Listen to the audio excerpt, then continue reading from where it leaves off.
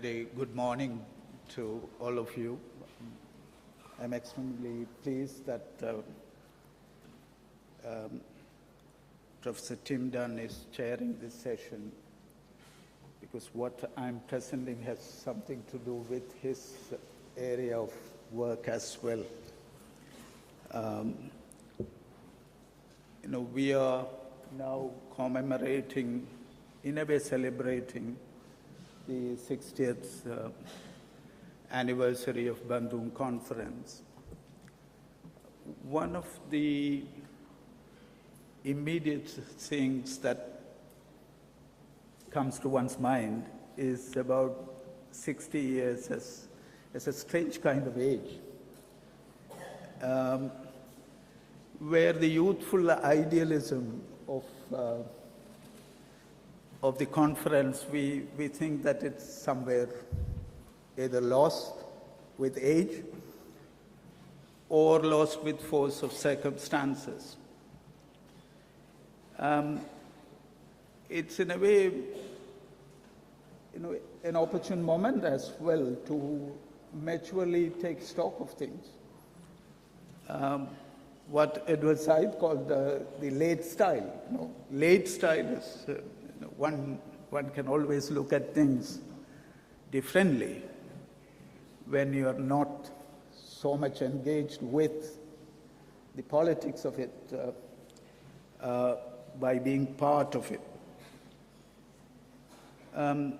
Yesterday when I posted on my Facebook that I'm coming to Indonesia for this conference, one of my friends from South Africa wrote back saying that whether the BRICS initiative will hamper the Bandung spirit or will it enhance the Bandung spirit.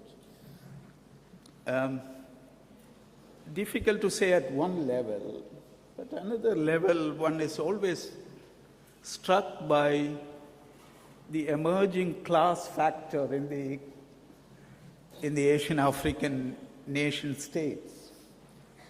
And that kind of division, unlike the earlier colonizer-colonized kind of narrative, we have several layers within the Asian African regions, and within which commonality of interest is a difficult thing to achieve. The legacy of Bandung in this kind of a situation, I think, which was prominently brought out by Professor Amitabh Acharya, is its normative legacy, no doubt about it. Because its political and economic legacy, it could not build anything concrete on the economic side.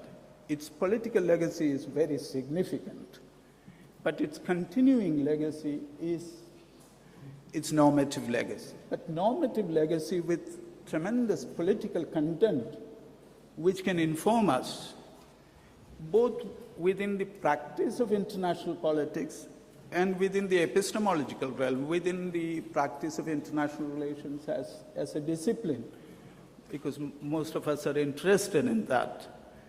And I'll concentrate on the disciplinary aspect of it to the extent possible, so that what can we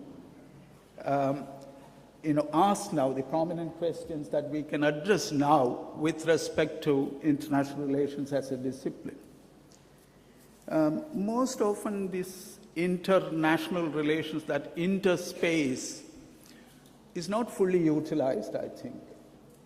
That inter gave us a whole lot of opportunities to connect, to think within, to think without. And that interspace was one that was really looked into through the Bandung spirit, actually. It's not only between Asia and Africa, it was also between human beings, by stressing on the dignity of people, and that dignity is underlined in the Bandung Declaration. And if one thinks about that inter-space in the discipline, I think the Bandung Conference and its spirit has much to offer to us. One way of looking at the inter, both as a precarious entity and as an entity with possibilities, we have the Bandung spirit as a fresh, youthful, as I've told you, critical kind of meaning that it will provide us at this juncture. What kind of critical meaning that we will read from Bandung is very significant, and its political implications are also significant. In Bandung, what you had was a kind of connectivity between people, as it was very well illustrated in the photographs that Professor Amitabh Acharya has shown us, between the people and the nation state at one level, and the people and the nation state and international solidarity at another level. But these are not demarcated completely as we do it now, when we are thinking of nation-state borders being more porous, globalization, as you've mentioned, was reaching at its height. But somewhere, boundaries are still very, very significant in our thinking. The inter is not working the way, in its precarious way, and it's, the ways in which it offers possibilities and opportunities for us to think. And therefore, what I think of the legacy of Bandung is this politics of mutuality referred to. Because there is a kind of positive seeking of and assertion of cross-national, cross-cultural kind of human engagement.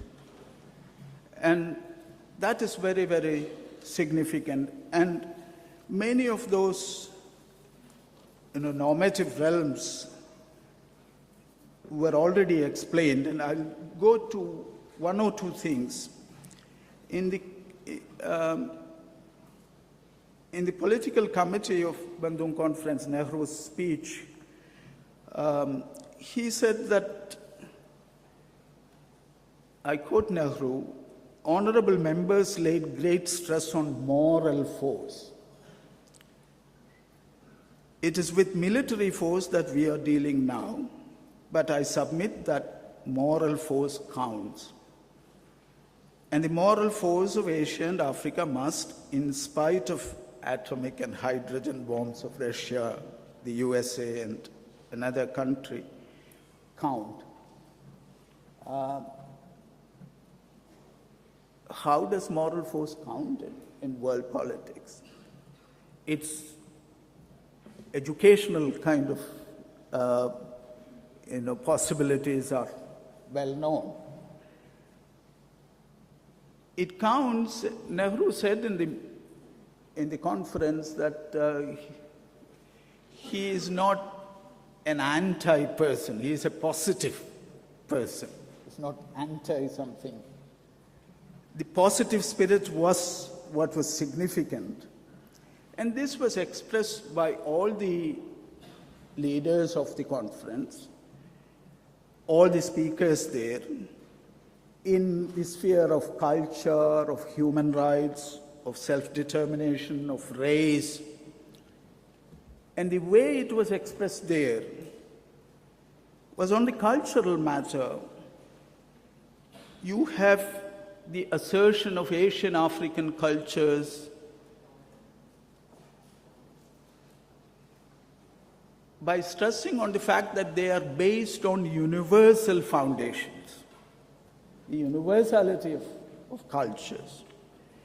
And there was the assertion that we should have mutual cooperation in the cultural realm between Asia and Africa, but also it says that countries of Asia and Africa desire to develop cultural contact with others. And this is very important. It's not simply about meeting people who share your values. It's also about engaging with other cultures. And this to me is extremely significant. And at another level, on the human rights issue, when the Charter of the United Nations was mentioned and the Universal Declaration of Human Rights was mentioned, taking note of that, I quote, the conference declared its full support for the principle of self-determination of peoples and nations. And it says that it deplored the practices of racial segregation and discrimination in Africa and other parts of the world. And it reaffirmed the determination of Asian African peoples to eradicate every trace of racialism that might exist in their own countries. And this is very important, internal and external kind of linkage through some norm that questions the existing hierarchies and the othering processes within it in broad cultural terms, and wherein one can have a sense of universal connectivity across the borders of nation states and cultures and civilizations. This to me is an extremely significant thing, and this to me is one of the core elements of the spirit of solidarity that the foreign minister was mentioning in her speech. And if one looks at this spirit of solidarity, this cutting across cultural borders, how will one address that in today's terms? And no doubt they are all absolutely relevant for us. But at one level, the whole liberal tradition, which stressed on a cosmopolitan value of that Kantian kind of cosmopolitanism, where you have some kind of ethical notion of crossing cultures and being a universal kind of individual and entity, where the dignity is kept at a high pedestal, where at the same time you had that universalism having its own colonial implications for others. But a revisiting of that cosmopolitan notion of identity on a universal scale, not the identitarianism that we find extremely important for many people. This crossing of cultures, that kind of cosmopolitanism is a very significant kind of element. And the Bandung spirit, I think, is about that critical notion of cosmopolitanism that one could have. The Kantian world, that liberal world, did not produce those zones of peace in a larger section of the world. In some places, Europe, they say it worked. And the liberal democracies which were wedded to the ideas of democratic peace and things of that sort, the leaders of liberal democracies, the United States, the UK, France to an extent, every one of them have been engaged with the rest of the world, not only in terms of cosmopolitan ideas, etc. When we say post-Western world, the West is there as part of us in various ways. As Frantz Fanon very aptly said, the colonizer and the colonized are old acquaintances. We share many things with each other, even though critically. But that liberal tradition has created liberal democracies which wage wars. And it is liberal democracies which create more wars than many smaller authoritarian structures. A strange kind of world that we live in. And this is not what we expected out of the the universal kind of meeting of peoples, of nations, of coming together, of regions. The Bandung spirit was thwarted not by the members of Bandung, but as I said, the force of circumstances which were beyond them, and it is thwarted by the powers that be.